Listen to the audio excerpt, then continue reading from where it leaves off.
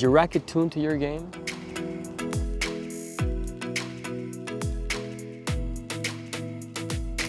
String tension is simply the amount of weight applied to the strings of a tennis racket. The more weight you add, the higher the tension, and the less weight, the lower the tension. Tension is measured in pounds or in kilos, depending on where you are in the world.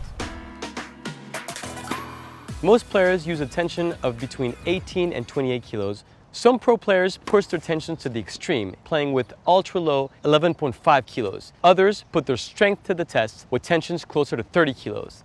Now that's tight. So why does tension matter? The real question is, are you looking for power or control? The lower the tension, the greater power. The strings will have more give, so the ball will sink deeper into the string bed and spring back without you having to generate as much power. The trade-off, however, since the ball stays on the strings longer, it will be harder for you to control. All right, we're gonna give this tension a try. This is 11.5. Oh. Yeah, this definitely feels like a trampoline. Oh my God, barely touched the ball. It just flies. Conversely, higher tensions will provide more control. The strings are stiffer, creating less movement and spring, meaning less power. You will have to generate your own power, but as the ball spends less time on the strings, this will help with control. We're going to be looking at the other extreme. This is the 30 kilo one. Let's see how that goes. This one definitely feels like staying in my racket a lot more. It's going to allow me to feel like I can just rip the ball, and it's not going to go out as much. Playing conditions can affect string tension. Hot conditions decrease the tension faster. If you leave your racket in a tennis bag without thermal insulation in the sun, you will lose tension. The cold actually maintains tension.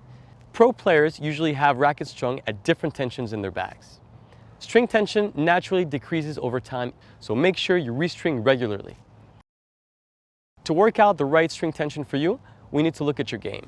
If you're a player that plays with a lot of spin, then you're going to create a lot of your own control on the ball. So it might be a good idea for you to use a lower tension to gain more power. If you play very flat, however, you might want to go for a higher tension to keep some control over the ball. But the key is, string tensions is a personal preference. You need to adjust it to what feels best for you. There are a few mistakes that players make when choosing their string tension. Don't copy other players' setup. This is your journey. Don't overthink it. Try a couple different tensions and see what feels right for you. And finally, don't change mid-season or just before a competitive game. Strings are a personal preference. It's up to you to define your setup. Remember, the lower the string tension, the more power you get, but the less control on the ball. And the higher string tension, the more control, but the less power over the ball. A coach or a stringer can really help you find the optimum balance between power and control. The golden rule is to go as low as you possibly can without losing control. This means you will have the optimum power while maintaining control over the ball.